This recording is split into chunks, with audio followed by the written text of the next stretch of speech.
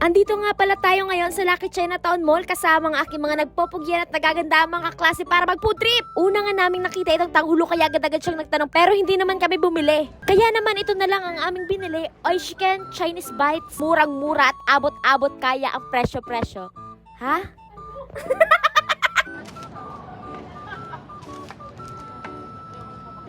At ayan na nga, tinistas na natin.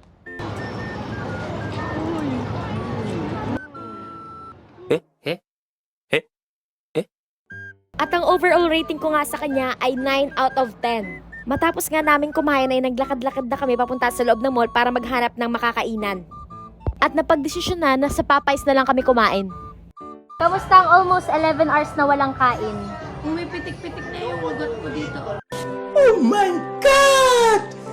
Wow! Kaya pa ba ang 11 hours na walang kain? Kaya, basic. Matapos nga namin kumain ay umuwi na rin kami at kami ay nag-commute na lang sapagkat kami ay tamad na maglakad. Yun lang! Bye!